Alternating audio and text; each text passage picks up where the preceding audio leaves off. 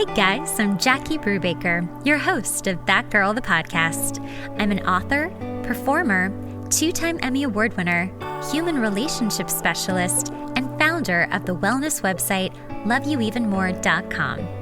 Each week, I bring on inspiring people and experts in their field to have powerful, motivational, and enlightened conversations about relationships, self-development, and how you can live your most authentic life. Follow us for daily updates on myself and the podcast at That Girl the Podcast and at Jackie Brubaker on Instagram, YouTube, Facebook, and our Patreon page. While you're at it, make sure to check out my new wellness website, loveyouevenmore.com. If you're wanting to dig into developing more self-worth, be healthier about relationships, and learn how to date smarter, go to loveyouevenmore.com and follow us on Instagram at loveyouevenmore. Welcome, Sarah K Ramsey, to That Girl, the podcast. Today, we are going to be talking about toxic people, and this is her specialty. She understands what they look like, how to work with them, how to keep yourself safe, and how to grow and learn from them. And we're really going to talk about how to better do this with toxic people. So what I like to do with my guests is I like them to give a little brief introduction of who they are, because you guys always do a better job than I can. So Sarah K Ramsey, which there's a story she's about to tell about this. Welcome and tell us about yourself. Awesome, Jackie. Thank you so much for having me. And yes, there is a story to my name, because Sarah Ramsey put up with a lot of stuff she should not have. And Sarah K Ramsey knows better. Sarah K Ramsey is toxic person proof. It's kind of similar to bulletproof, but toxic person proof. And I was just the classic good girl, right? I just really thought, oh, if I was good and I was nice to everyone, then people would be nice back. And, it's always funny because people doing this work, people say, oh, have you been in a toxic relationship? And I'm like, oh, how nice of you to think it's just one. How nice of you to think this is one person, right? And it's just one instance and now I'm all better. Exactly. No, if only, right? If only. But I really see so many women who are high achieving in so many different areas. And then they have this toxic person problem. And sometimes it's romantic. Sometimes it's a toxic parent who they're always trying to please and never quite can. Or they've made sacrifices in their career and put up with really toxic behavior in their career to get ahead. So I like to call it a toxic person encounter. Okay. Because a toxic relationship, there's a context, there's an assumption almost that I'm a domestic violence specialist. And I have dealt and helped lots of people through domestic violence. But by that point, you're talking about stage 4 cancer, right? Mm-hmm. And in the conversation around toxic people, I want to get into stage 1, precancerous cells, cancer prevention, right? Not only getting into how to leave a relationship if someone's been physically violent towards you. I think it's a worthy conversation. Yeah. But it's not the whole conversation. Right. And I don't think it's the best conversation that I'm equipped for, which is those precancerous cells and making sure this doesn't happen to you again. Right. Preventative. That's so true. Well, you and I both are high achieving women, and I've definitely had people pleasing tendencies throughout my life that I work on. And I think when you are a high achieving person, most likely you have dealt with toxic parents or people in your life to basically make you work hard, really hard. And that's kind of it's not a good thing, but it's a helpful thing. It's like, if you're going to get something out of being around a toxic person or people, at least it's like, you're going to do well, maybe in your work life, but that doesn't mean that you haven't experienced tremendous amounts of pain and hurt and are still, wanting to heal. So let's talk more about how this kind of works, how this sort of starts. So this is the conversation I'm absolutely obsessed with, and I call it smart girl syndrome. Yes. Okay. Yes. And you're like, oh yeah, I already know what she's going to say. I know. I'm the girl. But I'm obsessed with the language around it, right? Because in the toxic person conversation, trauma bonding, gaslighting, like some of the narcissism, like some of these concepts are important, but they're really confusing. Right. And that's where I'm giggling and I'm obsessed with it. Those of you who listening to the podcast, you should have seen her reaction when I said the word smart girl syndrome. And she's like, I already know what you're going to say. Right. And that's fabulous. That's the point, right? Because then we can make it simple. Right. If I can stick a label on it and you already know, we have never met before. We've been best friends for 10 minutes now, right? So we've been best friends for 10 minutes now, and I drop smart girl syndrome on you, and you already know, right? And if we can that's where it is preventative, precancerous cells. We can simplify the language, right? And really make a difference and really start helping people. So smart girl syndrome, you've never met a problem you couldn't solve. So you can solve this toxic person problem too. Oh God, yes. So right. I spent all my 20s and early 30s trying to solve people problems, and they did not get solved. No, and it's the time management technique no one's talking about. Right. And people are kind of like, wow, how are you getting these results for your clients? They're getting promotions, they're getting raises. Like, how do people come to you to get over a guy and leave with a promotion? Like, how does that even make sense? And I'm like, oh, it makes perfect sense, right? You've been trying to solve toxic people problems. You weren't broken. You weren't messed up. You were kind. You had your kindness used against you. You were doing all the work of the relationship. So if we take those strengths and apply them to problems that have solutions, rather than toxic people problems where you're doing all the work of the relationship, hoping the relationship eventually works, oh, wow, you just got promoted. I mean, I had somebody last week in corporate, get a 40% raise. Wow. So she was already making over six figures. I didn't ask her salary, but I'm quite certain she was making well over six figures and got a 40% raise. Look at all that energy wasted that could be wasted in a good way for you. I mean, absolutely. That's, I think, the biggest thing that when it finally hit, I was like, I am tired of putting out, like, I literally remember at the end of like my last serious relationship, I was like, I don't have anything left. Like, I really don't have any more energy for anybody who doesn't have their shit together at this point. Like, I'm like, there was a hard stop in my brain that was like, nope, that's it. That's all we had. That was all you had for the rest of your life. Like, you will not deal with this. And I haven't. And it's amazing how happy, first of all, you get, but how much more you get done and how much more peace. And I think that's what we're all really trying to have here, is just more peace in our life, and not the either addiction to the drama of trying to help, because most of us are empaths. You know, you want to try to save this person, help this person.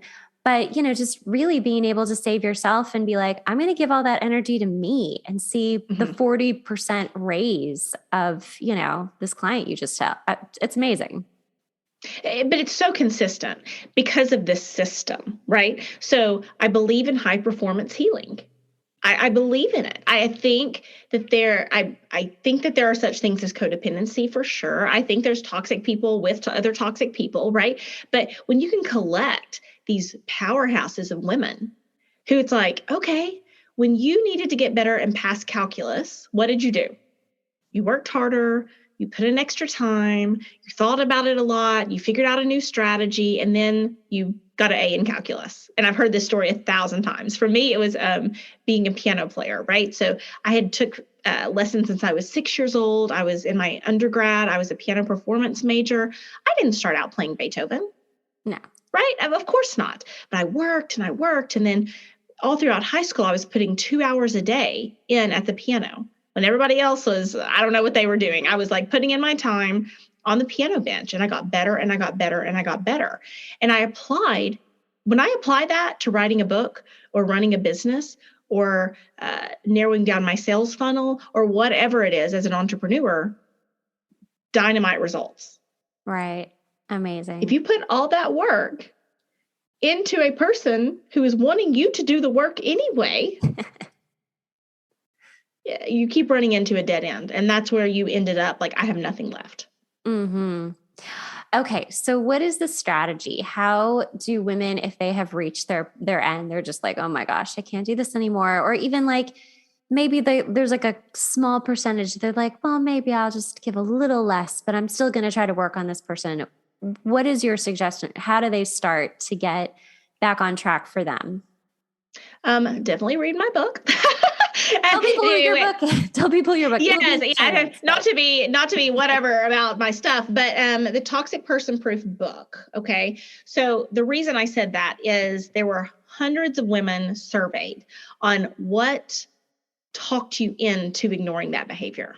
Right, and so it was like, okay, I hear it over and over from women. I saw the red flags. I talked myself out of the red flags. Yes. Okay. Why do people do that? Why do they want to talk themselves out of the red flags? We just do not want to see the behavior. We want to see the potential, right? Mm-hmm. And it's that next step. So being toxic person proof is all about that first step. Okay. You want to clear the slate because you don't want to bring all that baggage into, every guy's terrible. Every mother's terrible. Every boss is an asshole, whatever it is. Like you kind of want to start with a clean slate. So you do need at some point to work in a process to clean that slate. And then it really is way more simple than we're making it. Okay. What are their actions telling me? Now don't talk yourself out of it. Right. And this can be, there was a girl, fabulous individual in Europe somewhere. I won't name where she is, but she was in Europe somewhere. And, she was like, oh, yeah, I got back from this vacation and she got on this Caribbean vacation and she got back and this guy, she said, I'm back. And he did not immediately set a date with her. Right? That is all the answer you need. Yep. You've been on a 10-day holiday. He did not immediately say, he started talking about his mother or like. So that's the woman in his life. Right. Well, let me check with my mother that my schedule. And it's like, no, that's all. We just see people's actions, right? We just see their actions. And even there's a couple of, well, you may understand this. The current heartbreak in my life is kind of how people's views of me have changed as I've become more successful. Oh, right? Let's talk about that. Right? And I mean, yes. I'm heartbroken. I mean, I have some friends who were in the trenches with me when my life was terrible. And then when I was on this upward curve of like, I think I'm going to try this, they were supporting me. Yeah. And then I actually pulled it off. I pulled off everything I said I was going to do. I'm not done yet, world. The universe, I'm still coming. But, right? Yeah. But I pulled it off and all of a sudden it's like, backing up, and it's heartbreaking. And even in my life, I've had to say some of my friends, it's just like, I've got a great husband, so I'm not dating right now. And then I hope to never date again. I'm like, please let's die together. I love you so much. He really is great. And, but I have some friends where I'm like, she's just not that into you anymore. That's it. I don't know why. Maybe it's jealousy. Maybe I'm a jerk now. I don't know. I don't want to assume that it's I don't jealousy. think that's it. Well, I don't think it is either, but I don't want to be so. I work with people who have been traumatized by narcissists, so I don't want to be so narcissistic that I assume. Well, I mean, but we know that the first clue that you're not is that you're trying not to be, and you're even thinking about, am I being narcissistic? So you're not. That's very true. Thank you. But it is, and it's. Okay, when I was desperate and sad and broken and pitiful, they liked me a lot better. Yeah. Than when I've done the work. Why do you think that is? I think they know it didn't magically work out. They watched the leaps I took over and over, burning down my life, building it back up. And I'm really hard. Once you've seen what I went through, okay, it's really, and even in building this business, in putting myself out there, the investments I've made in myself, all these kinds of things, the times I went out for dinner and I would go to someone's birthday dinner and I would have a 9:00 call. So I would go to dinner with them. I wouldn't drink because I had a call, and then I would go home and I'd be working at 9:00 on a Friday night, getting that call. Yeah. And that's what I did. I don't do that anymore. I've grown past that, but thank goodness. But they saw. And so it's really, they know it wasn't handed to me. They know the sacrifices I made weren't anything that they also could not do. Mm-hmm. And I don't tell them they should. That's your life journey. This is my life journey. It would never, I teach boundaries for a living, right? It would never be appropriate for me to just go around to all my friends and say, guess what? I'm a certified life coach. Would you like me to tell you what you should be doing today? Right? Terrible idea. Definitely not what I'm doing. But my life is its legacy. Yeah. Right? Right. I mean, I think that it's, to me, I get very excited when, especially in dating, when someone doesn't seem to want to live at the level you're living at, like you're getting to know them and then suddenly it's just like, oh, this is going well. And then they just disappear. Mm-hmm. Or not completely disappear, but like, just kind of fade away, whether it's a friendship or a dating or whatever. To me, I'm almost like, well, I'm showing up 100% here as who I really am and the work that I do and continue to do. And to me, it's almost like a reassurance that like I'm on the right path, because like attracts like. And when you are, for people listening, if your friends or relatives or partners are suddenly feeling repelled because you're starting to get better and do the work and they see how hard it is, and they like you in a smaller place, that maybe they feel more powerful and they've always got the answer. And now you're getting bigger and better and more like, kind of quote closer to their level. That's intimidating.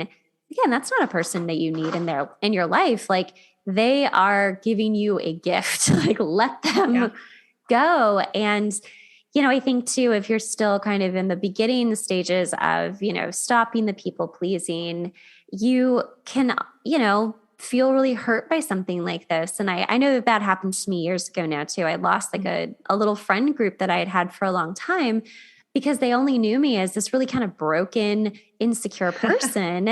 And then I was like, no, I'm done tolerating this. And I really just like cut things off. And I was like the bad guy. But I'm like, no, you guys are toxic. Mm-hmm. And I never looked back. And it was still sad. But I'm so glad that was, that was me standing up for me. And then I feel like the more that you do that, the more it becomes just habit that you wouldn't even think twice about someone who is being disrespectful or whatever the case is, just being toxic. You just don't even allow those people in because there's no room. There's no energy. There's no time. I do not hang around people I have to play small around. Mm-mm. Right. And there's a balance. I'm not like, oh, did you see how well my podcast performed last week? I mean, that would be like way over the line if that was my personal conversations. And I hardly ever bring up my business life in my, personal conversations unless they ask, or, it's kind of awkward when you're sitting at dinner with someone and they say, oh yeah, I read your book. And you're like, that's nice. Okay. Oh, how'd you like it? And then the conversation tends to turn into the toxic relationships in their life, which it did 2 weeks ago in this context. But, you don't want to have a balance of telling everybody about your work all the time. That would be inappropriate in any situation. However, I do not play small anymore. I do not dim my light so that you like me anymore. Mm-hmm. Right. And it's interesting when I have people there's several podcasts that I've done on the Toxic Person Proof podcast with my husband and I. Always the first question they ask is, how do you deal with Sarah's personality as far as, I'm definitely not famous, but there's a lot of stuff going on. And they're like, how do you manage having a strong woman and who's successful in her own right? And it's the funniest question to my husband because he's like, I've got my own thing going on. What are you even talking about right now? You think I'm sitting around worried about what she's doing professionally, right? Like he's moving and shaking in his own world and he's not worried. I mean, he's supportive, we talked today about like, how are we going to celebrate when I finish my next book? And, we always do a little celebration. And Aw. he's totally supportive. But you think he's sitting around worried about if I'm doing better than him? Mm. No, he's got his own path. And so people who are running on their own path and their own path to achievement and excellence, they're not looking over in my lane. Right. That is a But if huge they're, point. I mean, it's a huge Mhm. point. And I think, it definitely brought up things for me right now, just listening. Cause I'm certainly looking for that kind of a relationship where we're just equally supportive and we are, in our own lane and doing our own thing and no one's feeling intimidated like at all. Because I've been that person. I've been the competitive person who is like either looking up to my partner or just feeling competitive. But I've also had it the opposite where the guy Right. felt very intimidated by me. And that's kind of been a trend. So, I think just even stopping and being like, these relationships exist, these mutually supportive relationships are real and can happen. And, not all guys are awful and want you to be like this little like housewife in the kitchen or something like, whatever old story you have.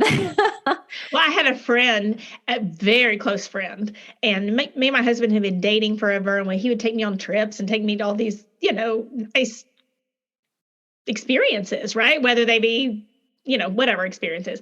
And I had a friend, she goes, "What? Why would you want to get married?" And I said, "Well, Why wouldn't what do I? you mean? We're really happy together." And she goes, "You're going to have dinner at the table at 6." And I said, "No, I'm not. No, I'm not. No, I'm not. I'm not going to have dinner table Oh, at 6. Sometimes I am. Last night, we both prepped, right? I had a yeah. meeting at 6. He had a meeting 6 to 7. I set out some stuff. I think I cut up the broccoli, had bought a rotisserie chicken, cut up the broccoli, and he ended up putting it in the oven and then had it when I got home, right? And it was a tag team, not a power struggle. And Right. in toxic relationships, there's going to be a power struggle. Right, right. And that's just, I feel like, for people who are listening right now who are feeling like, oh, wow, this sounds like my life. Um, what are some of the first steps they should do besides obviously reading your book, clearly? Well, I think, and I want to finish that thought on that. So I love books where it's a lot of people's input on it, right? Not some author's opinion. And so when it was all these hundreds of women's and I interviewed them on their blind spots, right? So you saw a red flag because most 13-year-old girls, if I lined up, we do not think of middle school girls as being particularly intelligent. But if I said, okay, he's intimidated by you, you don't know where he is sometimes, he's allowed to look at your phone, you're not allowed to look at his phone, you feel almost like he's a parent rather than a partner, there's senses of control, he makes you feel small, he doesn't like certain things about you, he's trying to change things about you. Every 13-year-old girl would say, no, that is not the boyfriend I want. right. Okay. But then we're 33, 43, 53, 63. Yeah. Oh, well, but he had a bad day at work. He didn't mean it. Mm-hmm. He had a traumatic childhood. It's like, whoa, whoa, whoa. I'm obsessed with the conversation about what problem are you trying to solve? And I see a lot of people's healing strategies as just very like sporadic. It's like, well, maybe it's trauma, maybe it's PTSD, maybe it's this, maybe it's that. And when we get into these little micro strategies, Yeah. okay, so what's happening here? So a 13-year-old girl would know that was a problem. And you at 33 are talking yourself out of it being a problem. Okay, let's solve that very specific issue. So it's not that you aren't picking up on things, you're talking yourself out of things. Okay, that's a very specific problem to solve that will get you results very quickly because it's just this little tiny box. Yeah. Right. Rather than this huge, like, oh, and then I had daddy issues. And when I was 5, this happened and I got left here. It's like, whoa, whoa, whoa, whoa. I mean, that is very overwhelming. Right. Okay? I like it. So It's the like smaller you spot can make the treatment. strategy, a spot treatment. That's a great thought on it. And I'm always asking people, like, what problem are we trying to solve? Can we make the problem smaller? Is that an emotional problem or a practical problem? Mm. Okay, because I see a lot of women. Are you familiar with Amy Morin? She read the 13 Things Mentally Strong People No, Don't that do. sounds great. Oh, her book is fabulous. And she that's her most popular book. She's done several TED Talks, or at least one. I shouldn't say several. But then she wrote a book called The 13 Things Mentally Strong Women Don't Do. Okay, so one's specific to everyone, and one is to women. And there was this one little tiny sentence in her book, and it said that women often try to solve the emotion around the problem, and men are more likely to try to solve the problem. Mm-hmm. Okay. And I love women. I work with women. I am women, right? I am not, this is not being ugly about our sex. We're good people. We're good people. Yes. But that line, it was just this little tiny line. And it was just like, all my coaching experience, all my personal experience. Yeah. And I see why women get stuck. Because if you're trying to solve an emotion, I think about it as like an emotional elephant. Okay. So let's say, well, do you have a problem you're looking to solve in your life? And I can, oh, me? I'll use it. Yeah. If there's anything that comes up, anything. Yes. Okay. So, I'm afraid that I am getting a little too stuck, like, happily in my own life, where I'm kind of like, sure, like, I'll have a partner. Okay, I guess so. But I'm getting really like content. And I'm afraid that if I don't try to like open that door to having a partner, I may never at this point. Mm-hmm. So I'm trying to be more open to dating, which I am. But I'm also finding that once I start talking to someone, I mean, and this could just be my own experience with like, just I've done so much work, but I feel that I'm shutting people down really quickly. And I'm like, am I shutting them down too fast? Or is my gut just so hyper, like, we get this to a T, don't even bother talking anymore. So I don't want to like shut down too fast, but if that makes sense, does that make any sense? It makes complete sense. Okay. And in the terms of micro strategy, if I may break down your problem a bit, because I'm sure this is a problem that many women, if they've been in a toxic relationship, have experienced, getting back into the dating world and that kind of thing. So you have the emotion of comfort, right? That comfort zone. Okay. Then of course there's a bit of fear around dating or being in a toxic situation again, right? As anyone is in dating, right? It's uncertainty, right? And feeding that uncertainty. There's also a strategy, a practical problem to solve of where would I meet someone? Okay. And then the practical problem to solve of how do I trust my gut in a way that it's not overactive, but not underactive in the dating process. Yeah. Okay. That sounds right. Those are very, thank you. This is what my next book's about, but those are very distinct problems that would each involve different action plans. Okay. How to communicate with someone or find new people or get out of a comfort zone. Those are not the same action plans as how do I face fear or how do I avoid getting too comfortable. Okay. That makes sense. Does that make sense? They're not connected really. No, but we all connect them in our heads. Yeah. I mean, my whole story was a dot to dot to dot to dot for what really is just am I trusting my gut accurately? And I think that's just the problem. Like, I do trust my gut, but I'm like, is it oversensitized at this point? I can't tell. Yes, but that is a very specific problem to solve. So if you went to, a therapist, you might be able to talk for the next 3 years about getting out of your comfort zone or not getting out of your comfort zone, or what is the comfort zone, or what, if it's kind of ambiguous, what problem you're looking to solve. But if you get real clarity on what problem to solve and you come to a coach or even on your own head, right? You're a fabulous woman and could probably coach yourself on this, right? And yeah, girl. But once you get specific into that problem, and it's really like, okay, the problem I'm trying to solve is this. Okay. That was not an emotion. If you had said, oh, I'm really nervous about getting rejected. That's an emotion.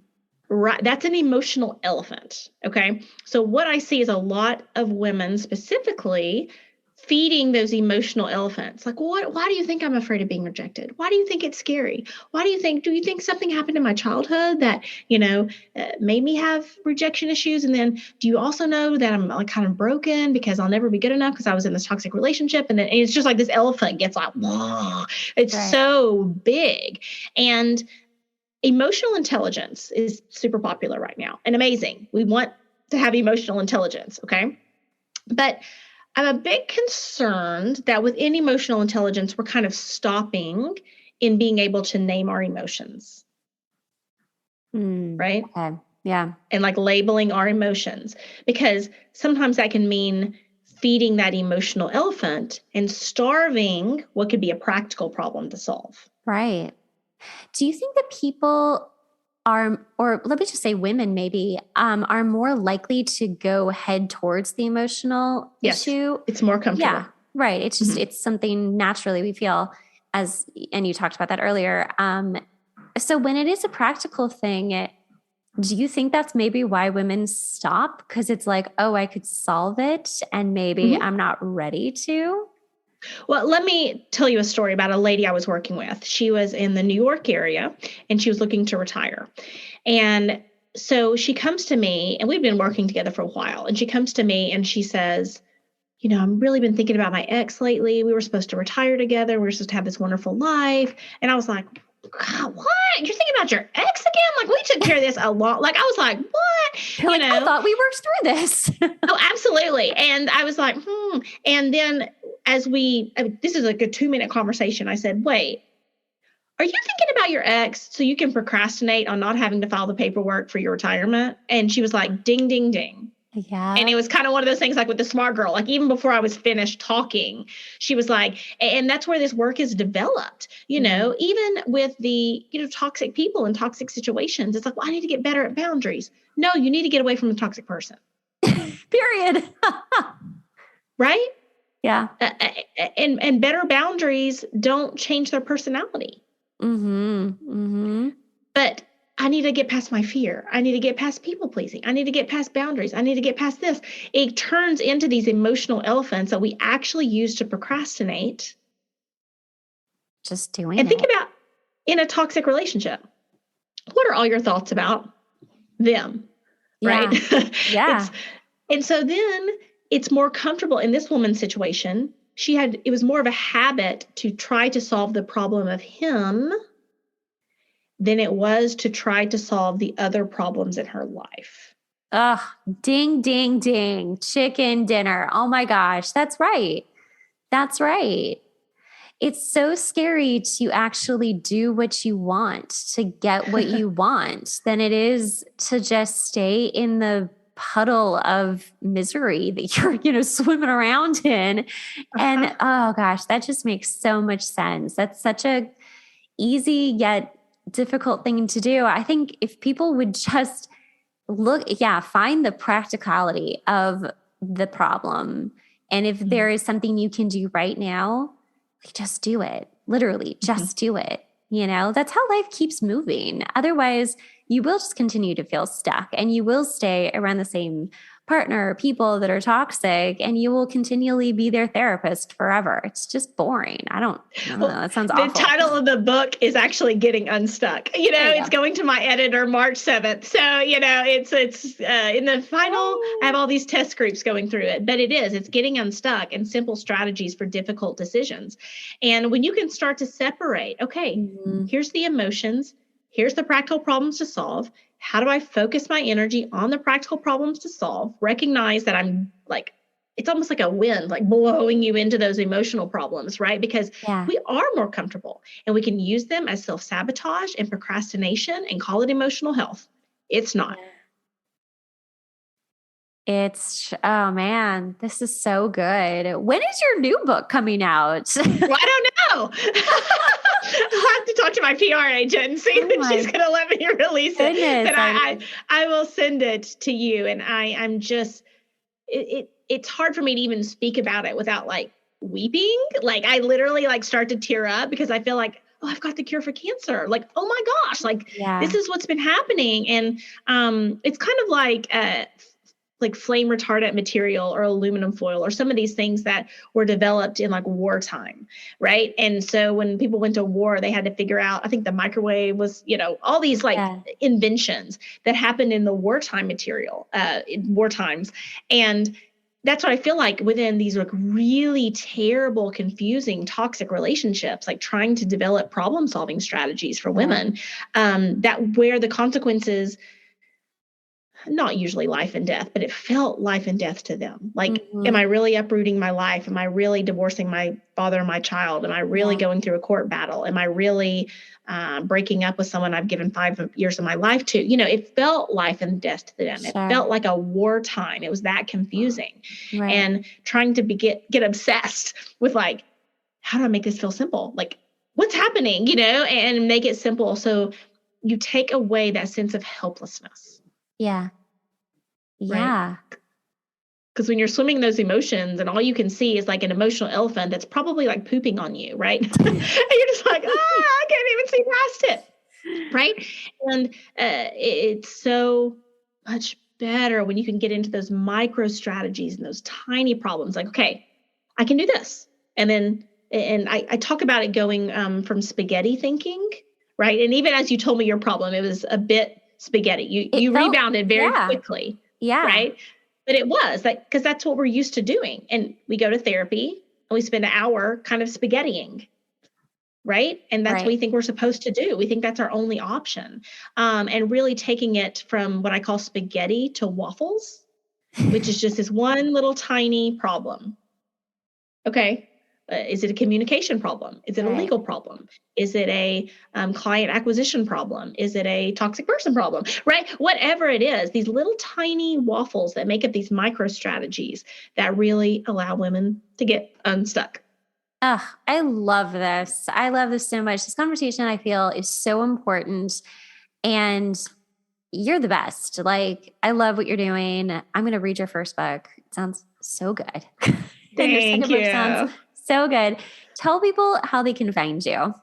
Absolutely. So Sarah with the H, KRamsey.com. Remember, Sarah Ramsey was not toxic person proof. She did not do what she needed to be doing. Sarah K Ramsey is a much improved version. I actually called it Sarah 2.0 for a while. And if you look up Toxic Person Proof, you can find my podcast, Toxic Person Proof, my book, Toxic Person Proof.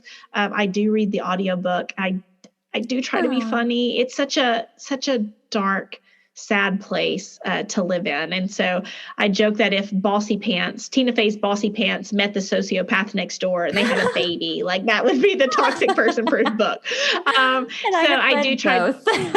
Yeah, right. It's like, I want to bring that clarity and light and laughter and hope into the conversation, because you've read so many, the books on narcissism and personality disorders. It's just like, well, you can't change them. They ruin your life. They're all the same book. Like, it's just like, it is. It's the same stuff. Whoa, And that's why I want to incorporate some of these problem-solving strategies, micro strategies, to help people feel like they can move forward. So definitely, you can Google Toxic Person Proof and you will find me.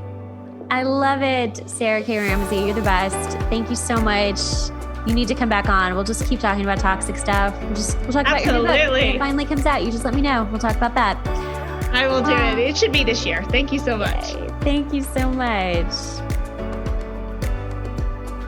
Thanks so much for listening to the podcast. Remember, sharing is caring. Make sure to rate the podcast and leave a review. We really rely on this to help get the podcast out there. Also, make sure to watch the video version on YouTube at That Girl the Podcast.